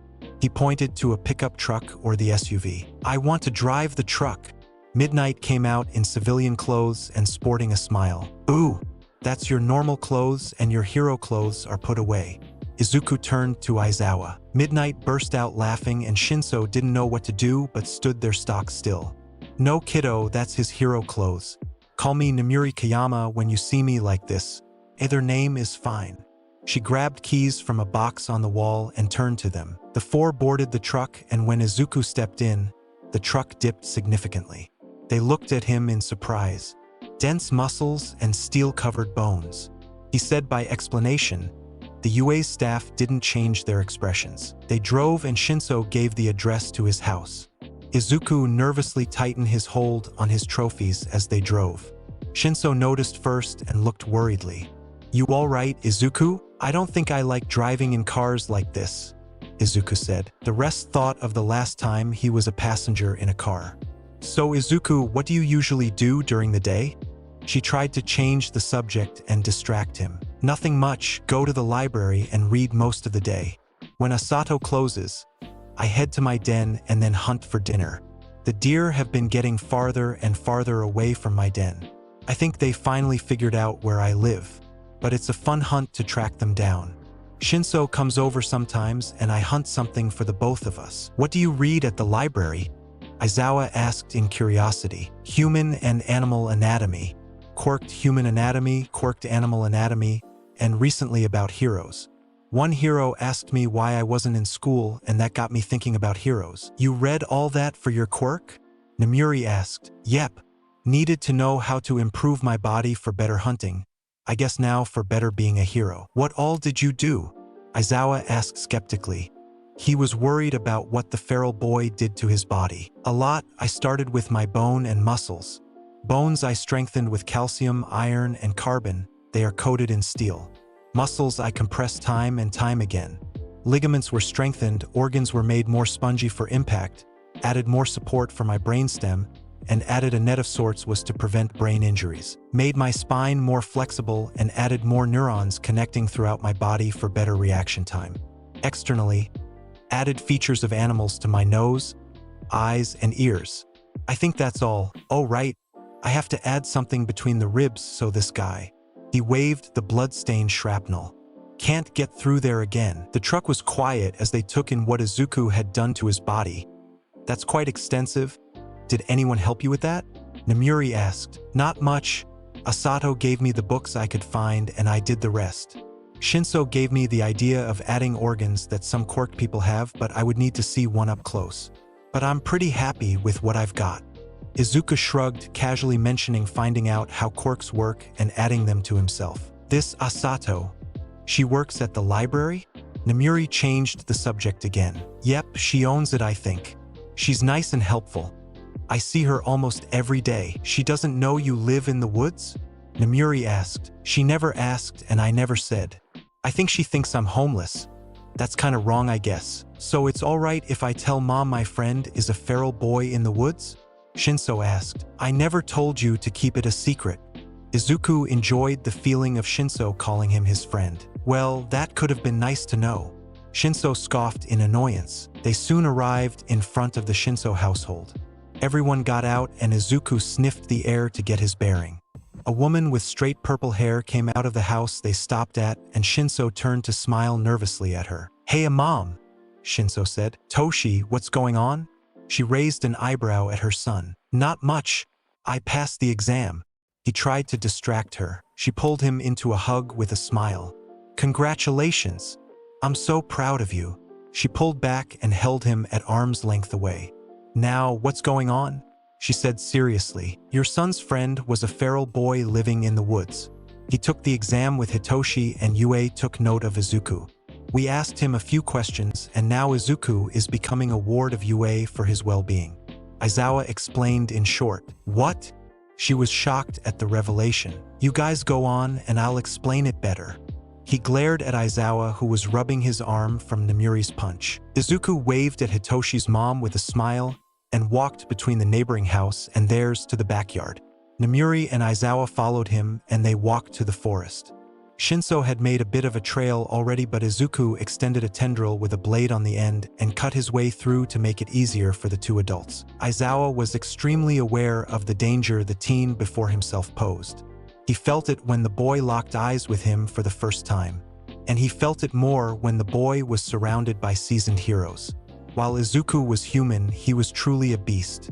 They arrived in a clearing that had the faint scent of blood and musk in the air. There was a fire pit that looks like it's been used daily. A pond not far with a path worn down by its frequent visits. And in the middle of the clearing, against a tree, was a hole in the ground. The tree has been clawed once to show its territory. "Here we are," Izuku said happily. "I'll grab by things." He left the exam robot heads and dove into the hole. "Need any help, Izuku?" Namuri asked from the hole. "Sure. Here, put this next to the others." Izuku placed a perfectly presented deer skull with large antlers on its bone-white skull. Namuri paled just a bit and gently it next to the robot heads. "Oh, they're trophies," she said softly in realization. More skulls were thrown out of the hole without much care except for a few. Notably one, in particular, a canine skull, wore more than the others. He walked out carrying it with his tendrils, and in his hands was a large roll of animal furs. Aizawa saw furs from deer and badger to wolf and fox. Namuri and Aizawa stared at the pile of skulls and then at the large furs Izuku held. The boy's arm split and the furs were held on his back while his arms reformed back to whole. It was extremely disturbing to hear the bone crack and flesh rip while his body changed. Izuku hummed and began to sift through the skulls. He examined each one. Some were gently set next to the robot and deer skulls. Others were eaten without much care. The bigger ones were broken down with some tendrils and consumed by retracting the tendril back into his body. Aizawa and Namuri watched the whole process with a bit of horror in their eyes. More in Namuri's than Aizawa's. "Ah, Izuku? Why are you saving some and not the others?" Namuri finally asked. "They aren't important enough, like these are just day-to-day hunts. Nothing impressive except for a few. The wolf skull is the one that tried to kill me and the day I found my quirk. I went back for it a few years ago. This badger was the first time I shared a meal with Shinso. That deer has nothing special about it, but it looks nice, although it tried to fight back. Not very well, as you can see," he explained as he finished. "And the furs?" Aizawa asked. "My bed." Izuku smiled up at them. "Is that everything?" Namuri asked. Izuku thought for a moment and then extended a tendril and grabbed something. On the tendril, which split once, was a bundle of clothes and his black stone rock. He had long identified it as obsidian. While it became obsolete, it was nice to keep. "Where did you get those clothes? Shinso give them to you?" Namuri asked as she took them from him to help. "No, I stole them. I think this one is even Shinso's," he admitted without any shame. Aizawa sighed. "No more stealing things, all right? If you want something, then ask or pay for it." "I'll try." Izuku shrugged, and Aizawa knew that would be a problem in the future. They walked back to the truck with Aizawa and Namuri carrying some trophies to help Izuku. They loaded everything in the back and Shinso came out to see him off. "You can have my den if you want. It'll still be mine if I ever return, but you can use it," Izuku offered. "Gee, thanks." He drawled out and rolled his eyes. "I'll see you in classes, I guess." "Yep. I'll see you in when do classes start?" Izuku turned to the adults. "A month," Aizawa drawled. "In a month, don't die. And if those people came after you again, tell me. His voice turned serious and he stared into his friend's eyes. The two heroes got shivers when they saw his eyes. Shinso, on the other hand, looked nonplussed. I'll be fine. Take care of yourself. Izuku nodded and then remembered about Asato. I still need to say goodbye to Asato. He turned to Namuri and Aizawa. Get in, we'll drive you there. Namuri smiled at him. They drove a few minutes away and to a smaller library compared to what Aizawa and Namuri have seen. Izuku got out and walked in without hesitation. Namuri followed a few steps behind and Aizawa decided to stay in the truck. Izuku, how did the exam go? Asato greeted her favorite reader softly as usual. Pretty good. The teacher wanted to talk to me about my application since it didn't have much information, and they decided to make me a ward of UA. Izuku smiled brightly. Asato smiled sadly at Izuku. So you were homeless? I knew there was something, but I saw you fed well and decently happy. I chose not to pry. Not homeless, I had my den. I lived in the woods. It's nice and quiet. I was all right. Izuku shrugged. Den? In the woods? For how long? She furrowed her brows. Always. Well, when I turned around 5. What? Izuku, please explain. She motioned to a chair at Izuku's usual table and Izuku sat. My mother didn't like that I was quirkless and left me in the middle of the woods. I managed to survive and at 7 I found my quirk. From there it became easier. I came here to learn anatomy to better my quirk and now I'm here. He shorted the story. Asato looked saddened at the story and turned to Namuri. You are with UA? Are they going to find his mother and arrest her for what she had done? Yes. My boss is already working on it. Namuri nodded firmly. Well, I'm glad everything is working out for you. Please take care of yourself, Izuku. She got up and embraced the boy. I'll come to visit when I can. He hugged her gently. It's been a long time since he's been embraced in this fashion and tears cropped up at the corner of his eyes. Take care of the boy.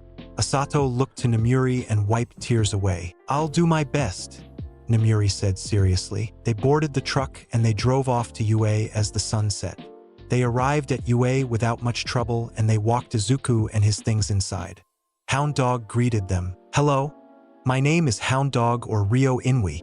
I'll be showing you to the woods. I am in charge of the security perimeter of the woods. Hound Dog kept his eyes low when he spoke to Izuku. He did manage to flick his eyes up once but set them down again and took a minuscule step back. Okay. Thank you Namuri for your help. Aizawa, you didn't help much but thanks anyway.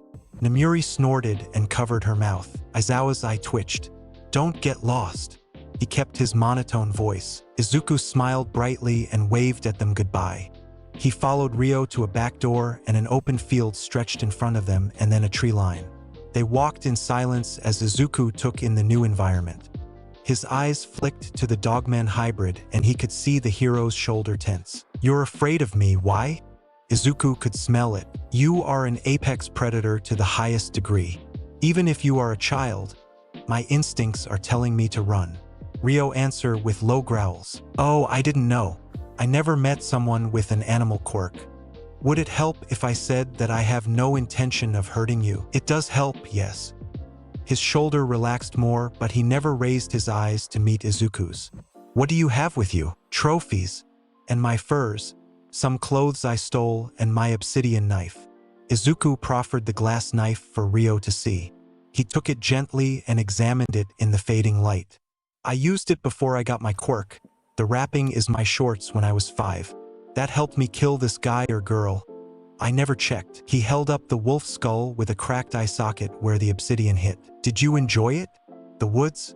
The hunt? Ryo handed back the obsidian knife. Izuku nodded. It's nice and quiet. The hunt is thrilling. But I was curious about being a hero, so I came with Shinso to try. Do you hunt? Ryo nodded his head. Rarely, the small game in the forest. He nodded to the treeline they were near now. Where is your territory? I'll avoid it. Izuku took in the scent of the forest. It's only mine by name. This is yours now. I will be a visitor if I step in here now. Ryo shook his head. You are free to come and go. I will not stop you. Ryo huffed a laugh. That helps too. Here, this is a device if Nizu ever asks for you. It will beep and vibrate, and all you need to do is push the button and there will be two-way communication. We will get you a proper phone in the future." He handed Izuku a black box the size of his thumb. Izuku took it and looked at it from every angle. He set it against his forearm and it sunk slightly into his flesh. "There, now I won't lose it." Ryo nodded. "Call me if you need anything." Izuku nodded and he walked into the darkening forest. Bone cracked and flesh tore as Izuku shifted. He took in the odors from the surrounding and ran with his things on his back. Ryo shivered as the boy left his range. He understood that Izuku wouldn't hurt anyone without reason, but his animal side of him wanted to bare his neck in subservience. He was no longer at the top of the food chain, Izuku was. He knew that would cause problems with other students, but they will have to deal with them as they came. Izuku's new forest was large, but nothing compared to where he grew up. It will do. Izuku ran from one corner of the forest where a wall was, to the other corner.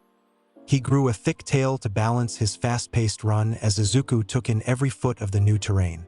He saw some prey, but he will hold off until he found where he will make his home. He stopped at a large pond with fish swimming in it.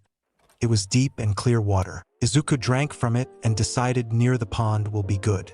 He began to walk around the pond for a suitable spot. He found a few decent spots, but it wasn't good enough. Then he found a thick tree with hanging branches that could shade the base entirely if the sun was out. Izuku rumbled in approval and began to dig. He made sure not to damage the roots of the tree as he dug. His hands shifted into shovels and he scooped handfuls of dirt a second. The ground around the entrance was packed tightly, and so were the walls of the interior. He looked around at his den and felt like it was missing something. His stuff was outside as he worked on his new home. He climbed out and found a tree. His arms shifted into axe blades and he chopped the tree down in 2 earth-shaking swings. He removed the branch and had one straight log. His tendrils did quick work taking off the bark, and then he split the log into planks. Once that was done, he brought a few planks inside and set them as shelves and a solid surface for his furs. Izuku set all his things inside and gave out a satisfied nod. His trophies were set on the shelves and his furs were on the thick planks he brought in. He left the den and shaped the entrance to prevent rain from getting in.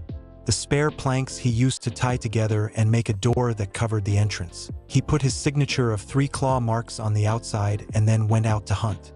The deer was healthy and it filled him after a long day. We went to sleep on his furs with a content smile. Chapter 6. Settling in. Izuku woke up early in the morning as usual. He got the bearing of his new environment and then woke up fully.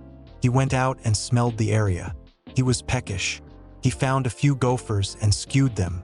He lit a fire and began to cook the rodents. They were pretty big in comparison to what he'd seen in books. On his last gopher, the thing in his arm beeped and vibrated. He pulled it out with some tendril and pushed the button. "Hello there, Izuku. Have you settled in all right?" Nizu's voice came out of the speaker. It wasn't too loud, which he appreciated. "Yep. I've made my den next to a big pond or small lake, whatever you chose to call it." "That's good to hear. If you wouldn't mind, could you please come up here for a meeting? There are a few things to discuss going forward." "All right. Be there in a moment. Namuri will be waiting for you at the door." The device shut off. Izuku finished the last rodent and washed himself clean before changing. He dashed off in the direction of the main building. He saw Namuri open the door just as he left the tree line. He arrived and she greeted him with a smile. "How'd you sleep, Izuku?" Namuri asked. Izuku smiled up at her. "Really good. Do you live in UA too? We have on-staff housing, like a small house for each of us." They made their way inside and down the halls. She heard the tapping of his paws on the ground. "You always keep your legs like that?" "Yep. Since my shoes when I was 5 were too small and I didn't have any money available, wolf legs," he explained. "We can get you shoes if you like," she offered. "I like my legs how they are. Plus I can change them whenever without having to worry about shoes getting in the way." "I'd figure you'd say that. Just wanted to cover my bases." "What do you mean, bases?" "It's a saying in a sport called baseball. That's something I'm going to bring up with Nizu in a moment." "Baseball?" Namuri laughed softly. "No, there are things you should know so you can avoid trouble. That was something minor, but bigger things might become an issue." They arrived at a wooden double door. and Namuri knocked. "Come in," Nizu said joyfully.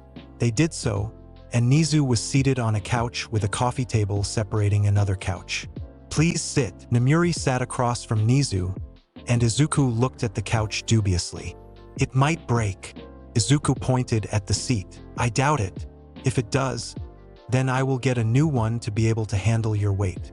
Nizu smiled at the boy. Izuku shrugged and slowly lowered himself onto the couch.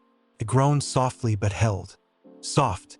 What did you want to talk about?" "A few things, information for one. Aizawa informed me of your quirk." I wish to confirm what he had said. "What can your quirk do?" Nizu took a sip of tea and picked up a clipboard. "Oh, alright, I can manipulate my cell at will. At first, I did it in groups. I got cut and I commanded it to be sealed shut. Now, I can focus on smaller areas like nerves," Izuku explained. Nizu was writing furiously as he listened carefully. "Aizawa told me you changed your body. Can you give me a full list of what you've done?" He flipped to another page and waited to write. Izuku did so from the bone and muscle to the nervous system and peripheral system. He explained what he did to change each body part. Namuri did go a little green, as Izuku explained, drinking the blood of what he hunted for the iron. Then he explained the external organs like his mantis shrimp eyes. "Those black dots are eyes?" Namuri asked as she leaned in to get a closer look. "The mantis shrimp are one of the most marvelous organisms I've ever seen. Wonderful choices in mimicking their eyes." Nizu praised him. Namuri noticed that Izuku never shied away from her proximity. She made a note to bring it up later. "That's about it? Anything else?" Izuku asked. "Necessities will need to be procured for you, even if you decided to live out in the forest. We will set up a room for you and some things on the campus. When you attend classes at UA, you will need to be washed properly, and your clothes are kept neat and clean as possible. This afternoon, you will be taken to get some non-stolen clothes for your days off." Nizu wryly smiled at Izuku. "That makes sense." Izuku agreed on the room for him. Next, something more serious. "Your mother, Inko Midoriya." Nizu shifted in his seat. Izuku didn't react to his mother's name and waited for the principal to continue. 10 years ago, she reported you to have gone missing. There was a search for you, but as you can see, it didn't work. Izuku Midoriya was pronounced dead 8 years ago by Inko Midoriya. You have a tombstone even if you want to see it. Nizu. Namuri gave a sharp glare at her boss. "Apologies. She is still in Japan and will be arrested sometime today." Nizu finish. "What is the punishment for what she did to me? And what do we do if I'm dead on paper?" It was a curiosity more than anything else. "She will be going to jail for a good long time," Namuri said. "As for you being dead, well, we will have to revive you. With lots of bureaucracy and time. Do you wish to keep your family name?" Nizu smiled at the joke. "No, I don't want Midoriya attached to me. Also, what's bureaucracy?" He tilted his head in confusion. "That's something I wanted to bring up," Namuri said. "Bureaucracy?" Izuku furrowed his brows. "No, kid." She laughed again. "There are a lot of things he is probably missing from being feral. Sorry, I couldn't find a better word." She grimaced in Izuku's direction. He shrugged. "You're not wrong," Nizu hummed in thought. "Yes, I can imagine. In the social aspect, he will have to learn bit by bit. We won't cram 10 years of social decorum into 1 month. It wouldn't work." Namuri turned to Izuku and asked, "Did Asato give you the talk?" Izuku furrowed his brows in confusion. "We talked all the time. Which one?" "Ah, yes, that would be prudent for him to know. Namuri, why don't you take him for a few hours and teach him about things like that and whatever else you might think up?" Nizu shoved the problem on her. She gave Nizu the stink eye and turned back, and smiled at Izuku. "Let's go. It's learning time." For 3 hours, Namuri taught Izuku about birds and bees. To her disappointment, he wasn't very shy and asked questions with no embarrassment. It turned into a normal lesson as she explained everything on both sides, and Izuku listened attentively. "The moral of the story, Izuku, girls are weird." Namuri finished. "Namuri, don't teach him things you wouldn't teach a class." Nizu's voice came out of the speaker. "I think I understand," he said slowly and with a furrowed brow. "I think that's everything. Let's go out and get you some things." She turned off the screen. Go out? Like dash. No, you dummy. If a girl asks you that, you will be able to tell by the tone of voice. If not, just ask the person. Better safe than sorry. Keep that phrase in mind for almost everything. Namuri laughed softly at a lost memory as she opened the door. Got it. So, where are we going? Izuku got up and followed her. They walked down the hall to Nizu's office again. A big place with lots of stores in one place. They walked into Nizu's office, and he held out a card for her to grab without looking up. Izuku, do you have any thoughts on a family name for your paperwork? Nizu asked and set down his pen to look up. I can choose anything? If there is a family name already, then you would have to ask the family to allow you to use it, Nizu explained. Izuku shuffled his feet and thought about it. Namuri, can I use your family name? He didn't think it was too important anyway. Right? Mine? Namuri's face grew just a touch pink. I suppose it's all right. She smiled at the boy. Wonderful. Izuku Kayama. Nizu wrote the name down before anyone could object. Oh, if Aizawa asks, we use his name instead. Namuri laughed at the image of him finding out. Thanks, Namuri. I didn't want to be reminded of my mother every time I wrote my name. Also, I don't know how to write. He brought up, we'll get you some notebooks to practice. Namuri patted his shoulder, and they walked out. They made their way to the parking lot again, and Namuri picked up the keys for a small SUV. They got in, and Namuri got situated until she turned to Izuku, who sat there waiting. You have to put on your seatbelt when you get into a car, Namuri explained. Izuku did so and looked at the belt. I remember this faintly, he said to himself. She ruffled his hair to get him out of his memories. Maybe a haircut while we are out? Izuku held his hair so he could see it. I don't mind either way. Namuri put on music that Izuku was a fan of. He didn't like it when she put on music that the people were yelling more than singing. When she put on instrumental music, he loved it. Apparently, it was music that they put in the background movies and the like. We'll get you a music player for your den. She smiled at his look of joy when she said that. They stopped in a parking garage, and they began to walk to the noise of the mall. Izuku dulled his hearing to normal and his sense of smell as well. There was a subtle crack from his ears, and Namuri snapped her neck in his direction. What was that? It came from his head, which worried her. I switched my hearing and nose to normal. That was just my ear canal breaking and shifting to the right shape. He explained. Does it hurt? She looked around his ear to spot any differences. Izuku let Namuri move his ear and shift his head around. When I first got my quirk, it did. Now, I think I subconsciously turn off my pain inhibitors for that area, but know that something is breaking and shifting. It's not so bad. He shrugged. Well, all right. One thing I forgot to mention is that it's illegal to use your quirk in public. So don't use your quirk in public, she explained while holding eye contact. Izuku looked offended. He had grown used to using his quirk for the littlest things. I'll try, he grumbled. It'll be fine, don't pout. She ruffled his hair as they just arrived at the mall's entrance. They went from store to store as they bought all types of clothes. Formal, casual, and formal casual.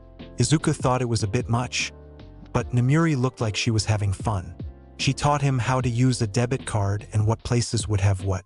It was a nice experience in all. Now with what they planned to get, and now Namuri was showing Izuku one of the best things in the world. So what, it's like frozen milk, but it's soft. All Might flavor, what's that? I've seen that everywhere. Is it a fruit? He turned and ignored the odd look the man behind the counter was giving him and to a laughing Namuri. No. Just get one of the normal ones, and I'll explain it when we sit down. She wiped a tear from her face and waved his concerns away. All right, I'll get strawberry. I think I liked that one. He pointed at the pink tub. They got their ice cream cones and sat on a concrete bench. Namuri waited for him to take his first taste. Izuku looked at it and then bit half of it off. Luckily, Izuku had long ago strengthened his teeth with layers, but the cold was another story. It's good, really creamy, and why are you looking at me like that? Namuri was giving Izuku a pitying look. Eating too much ice cream will make your head hurt for a bit. It's too much cold ingested or something. She smiled softly at him. I don't dash. Biting cold hit the top of Izuku's mouth and traveled up his head. Izuku turned off his senses and turned to Namuri. It would have been nice to know ahead of time. He grumbled. She laughed at his pain and patted his back. It's an experience to have at least once. You did something, didn't you, little cheater? Maybe. He licked the ice cream like she did and turned his senses back on. It was much more enjoyable like that. They finished their frozen treat, and they headed to a hair salon for Izuku. He got seated right away. Namuri and the hairstylist began to touch his hair and talk between themselves. Izuku just sat there trying to keep up with their conversation. For all his enhanced body, he didn't understand anything they said. Is this what you meant by girls are weird earlier? Izuku asked when there was a break in the conversation. The hairstylists gave him a wry smirk, and Namuri looked betrayed at him. Don't worry, sweetie. We are just trying to make your hair look good, the stylist said. Namuri sat in a chair behind the two, and the stylist started. They started by washing his hair thoroughly. Almost an hour later, Izuku walked out with his hair short on top and buzzed on the sides. He kept on feeling the sides in wonder. He tried to cut his hair once. It didn't look good by his reflection in the pond. Instead, he made it so his hair grew slowly. They got into the car, and they headed back to UA. Namuri put on some instrumental music, and the drive was peaceful. When they arrived, Namuri helped Izuku carry his new stuff to his room in the building. Even though he could lift a car with his body, she wanted to help. She guided him to a part of the building where Izuku could see his woods outside through a window. There should be a key inside for you to unlock the door in the future. She opened the door, and they stepped inside. There was a desk in the corner with a computer, a bed in the other corner with empty shelves at the foot of it. Next to the bed was a nightstand and a lamp and clock on it. Two other doors lead to a closet and a bathroom with a shower. In the closet was a dresser and clothes were already hung there. Your uniform for classes, Namuri said behind Izuku. Izuku began to put his things away. They were messy, but he had a system he liked. Namuri tried to help him, but he batted her away. She giggled and left him be. He set his prized artifact on the empty shelves, his music player. Namuri showed him how to use his new phone and where to go for his music. She gave him some guidelines about the internet and not to trust everything he sees on it. Then she had to explain what the internet was, which took some time. Once done, Izuku stretched like a cat. Is there a library here? Izuku asked Namuri. There is. Let me show you. She handed him his dorm key, and Izuku set it on his other forearm, and it sunk into his flesh. Is that safe? My immune system is probably one of the best things I have. I can tell my cells to devour any foreign things in my body for fuel. Parasites tried to survive in me, but they didn't last long. Izuku waved her concern away. Izuku and Namuri walked the halls of UA and headed to the library. He observed everything they came across. Namuri answered any questions he had about what he saw. It was all very interesting to Izuku, who had little to no knowledge of UA other than it was a school, and it trained people to be heroes. He learned that they taught more than just heroics. She explained about the support course and the business course. He quickly lost interest in both but paid attention anyway. They arrived at a double-glass door and walked inside. Namuri got him started on the terminal where he could find what he was looking for by typing in a subject. His typing skills were much better than his writing skills. Once he sat down, he split his fingers a few times and typed what he wanted to read. Neurobiology. Namuri read what he typed in the search bar. An experiment I thought up with my quirk. He said cryptically, just be careful. I'm going to go and get some work done. I put my number on your phone in case you need to contact me. She ruffled his short hair and made to leave. He found a corner table with a window with a view of his woods. He pulled out the chair to sit and stared at it. It wouldn't hold his weight. So, with a grumble, he scoured around until he found a metal chair. He picked it up and set it at his table. Then he delved into reading about how brains function and which parts controlled what. He only stopped reading when his stomach rumbled. He looked out and saw it was getting dark, almost sunset. He got up and grabbed the books he was reading when he didn't know where to put them. Usually with Asato, he set them on the counter for the next day. But now he has a room with light. He followed the instructions for checking out the books and left with a smile. After setting the reading material in his room, he went out for a hunt. Chapter 7. First day. Time flew as the day for his classes at UA got closer.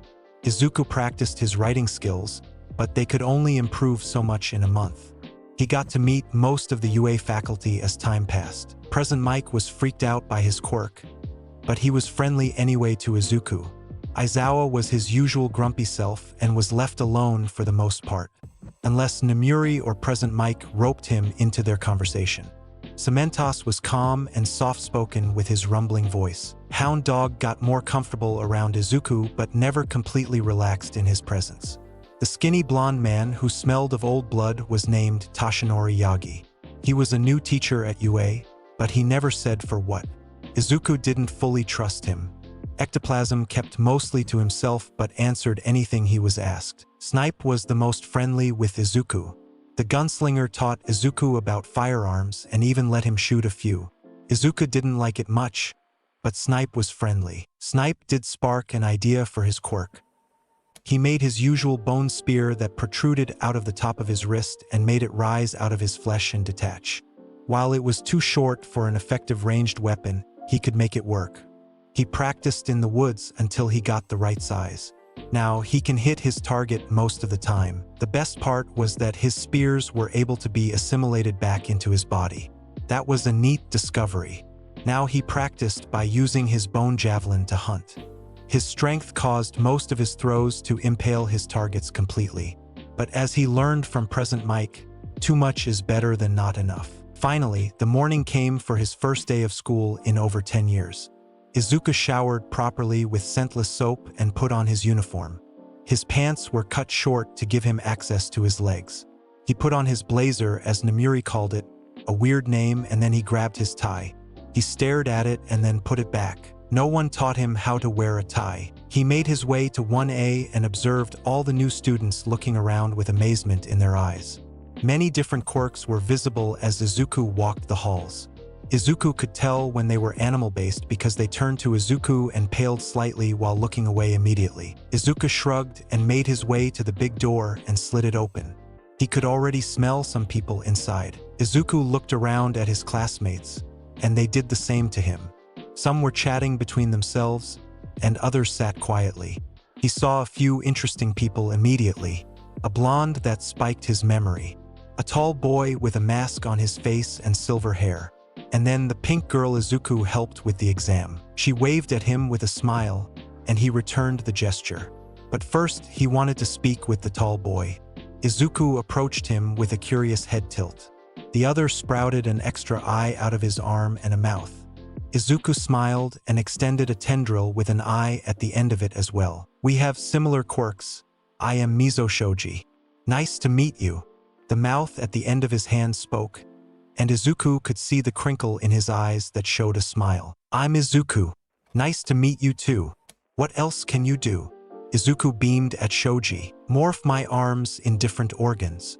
Shoji shifted his other arm to a mouth, a large ear, and more eyes. That's neat. I can do the same, but with my whole body. Can you do animal parts? Izuku asked. Shoji hummed in thought. I never tried non-human body parts. I'll have to try sometime. I recommend the mantis shrimp's eyes. They're great. Do you think we might be related somehow? Izuku got close to one of the arms and examined it from every angle, which caused Shoji some discomfort. Not that Izuku noticed. I do not think so. What is your full name? Shoji retracted his extra organs, and Izuku backed off. Midoriya, but I changed it recently to Kayama. The name tasted bad in Izuku's mouth. Izuku, you died. The blonde was staring at Izuku with a pale face. The class that was present got quiet at the statement. Izuku turned to him and observed him for a moment. You're familiar. Izuku furrowed his brow and remembered. Kaken, how have you been? How has Auntie been? Izuku threw his arms out like he was going to hug the shocked blonde. Auntie was arrested a few weeks ago. Your mother said you were dead. What? Why? Kaken looked extremely confused and didn't know where to start. What the fuck, Izuku? It hasn't even been an hour. Shinso said from the open door. Shinso, I got a phone. I don't know how to use it very well, but give me your number. Izuku all but demanded. He stopped and peeked his head out the door. Aizawa, what are you doing? Izuku smelled his scent a while ago but has been ever so slowly getting stronger. The sleeping bag got up and gave out a long-suffering sigh. To make some things clearer, Izuku is a odd case. He can talk about if he doesn't mind. I don't mind.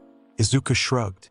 It started when Aizawa cut him off with a glare. Later, he turned back to the very confused class. I am your homeroom teacher. Put these on and meet me at the field. Don't be late. And he walked off. Everyone was quiet for a moment, but Izuku broke the silence. Well, come on. He gets grumpy when he is made to wait. Izuku grabbed a gym uniform and Shinso followed his lead without a second thought. How have you been? Izuku asked Shinso as they walked. Pretty good. Mom was angry at me for not telling her about you. Why? Because she thought she could have helped you somehow with something or another. I tried to explain to her that you were fine, but she was still upset. You did help me. I stole some shorts from you once. Izuku smiled at his friend. I knew you took them. Shinso slapped Izuku's arm and then held his hand in pain. Damn. You and your weird body. They changed into their clothes as the rest of the boys funneled into the locker room. They were mostly quiet while shooting glances at Izuku. It was clear that they were all curious about his story, Kaken most of all. Class 1A lined up in front of a waiting Aizawa. Time is precious. Don't waste it. You all will be doing a quirk assessment so I can gauge where everyone is. But this is not a fun activity. Do your best or you will be removed from this course. Understood. Aizawa stared sternly at all of them. They gave a discordant wave of confirmation. Izuku, since you passed the exam in the first place, why don't you start us off? Throw this as far as you can without leaving the circle. Use your quirk. He tossed a ball at him. Izuku caught the baseball and examined it. He walked into the circle and glanced back to his class. Izuku frowned when he saw two of his classmates. A girl with green hair was pale and looking down. A boy with a bird head was the same, but his feathers were standing at the back of his head. He remembered what he said to Hound Dog and stepped back to his class. They watched him curiously. Aizawa didn't say anything. I don't intend to hurt any of you, Izuku said loudly. Threats are unbecoming of a hero. A tall blue-haired boy with glasses chopped his arm furiously. It wasn't a threat. It was for their benefit. Izuku pointed at the boy and girl who relaxed some. The girl gave him a nod of appreciation. The boy did the same and a small shadow appeared on his shoulder. Something to do with animal instincts. Hound Dog had the same problem. Izuku shrugged and went back to the circle. He felt the ball in his hand and then shifted his arm. The cracking of bone and tearing of flesh caused gasps of horror and one gag. His arm elongated with muscles visible, and his hand became hardened with metallic bone exposes at his knuckles. He lifted his leg in a pitcher's pose and launched the ball. There was a small sonic boom and the ball disappeared into the sky. Izuku shielded his eyes from the sun and watched it fly. How are we going to measure that? Izuku asked. He turned and saw Aizawa holding up a phone with 2086.2 meters on it. Oh, that's fancy. Izuku shifted his arm back and some of the class watched with disturbed fascination. Aizawa called someone next and Izuku stepped next to Shinso, who was nervous. My quirk isn't going to work here, he whispered to Izuku. Why not? Izuku furrowed his brow at his friend. Because I can't tell the ball to go. He said it like it was the most obvious thing in the world. No, use it on people, you dummy. On me, I don't mind. Izuku was put under Shinso's quirk many times while they hung out in the woods before. He never minded because it was his friend. Are you sure? He asked apprehensively. Yep. You don't have to use your quirk on me if you don't want to. Just act like you are and I'll follow your orders like I was under your control. He smiled reassuringly at his friend. Shinso gave him a grateful smile. Thank you, Izuku. Shinso Hitoshi. Aizawa called him next and Shinso walked into the circle. Izuku. He smiled at his friend. Yes. Izuku smiled back. Throw this ball with your quirk. Shinso's quirk activated and Izuku walked forward while his arm shifted again. He took the ball and threw it. Oh shit! Izuku threw the ball in the direction he was facing. With the order completed, the quirk faded. You didn't specify which direction. I didn't specify which direction. Shinso covered his eyes. Sir, is that allowed? The same boy from before spoke up. He used his quirk. Why wouldn't it be? Aizawa drawled out. He had someone else do it for him. The boy argued. What were my directions for the throw? Aizawa was now glaring at the stiff teen. The boy shut his mouth with a snap and stepped back in line with the rest. The rest of the throws went by without any issues. They moved on to other exercises that Izuku had fun in all of them, even when Aizawa glared at him for smiling too much. Shinso asked Izuku for help every once in a while, and Izuku helped even when the quirk didn't activate. Shinso did hitch a ride on Izuku's back for the long-distance run. Izuku took some revenge by strapping him to his back with tendrils. It was a bumpy ride. Izuku got to learn his classmates' names as Aizawa called them up one at a time for some exercises. Mina Ashido was the name of the girl that he helped during the exam, and she smiled at him whenever they met eyes. She seemed fun by his estimation. Kaken kept glancing at Izuku whenever he could. The feral boy smiled at him, but Kaken just looked confused. They finished the exercises Aizawa gave them and put up a display with their ranking. Izuku sat on top and Shinso was in 5th place. The bottom was a girl that was invisible to all. Izuku could almost see her because of the disturbed air, but it was vague at best. He could smell her just fine though. She was frustrated at being in last place. You can see how you did. Start working in the areas you were lacking or you will be removed from this course for someone who puts in the effort. You are all dismissed for the day. Aizawa made to leave. Izuku took his place. So, who wants to hear my story? It would be easier to do it all at once than to explain it a bunch of times. Everyone stayed where they were and waited for the odd boy to start talking. Aizawa shook his head and kept walking. Alrighty then. Kaken, your aunt, my mother took me to the doctor because my quirk hadn't appeared yet. The doctor said I was quirkless, and a few days later she drove me far and then dropped me off in the middle of the woods to die. There were horrified gasps from all of the class. Bullshit. She wouldn't have done that. Kaken yelled at Izuku. He's not lying. I can use my quirk to tell lies. Jiru, Izuku learned, was covering her mouth in horror. What happened after?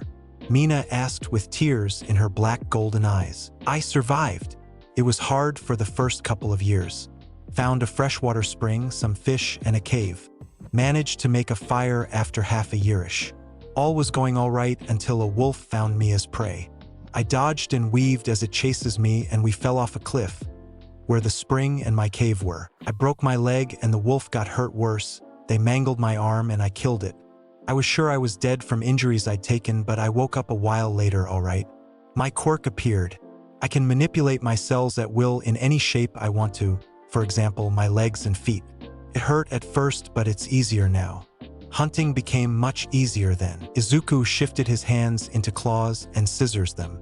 Anyways, I wanted to do more with my quirk and left downstream to look for a library. Found one and visited it for a while as I stayed in the nearby woods. Stole some clothes, met Shinso, and then came here for the hero exam. Now, I'm a ward of UA when the teachers found out about my situation.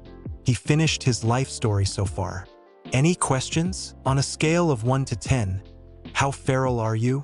Shinso raised his hand. I don't know, Shinso. You should know better than me. He threw his hands up. How many clothes did you steal from me? Shinso asked with a smile. I'm going to steal more now.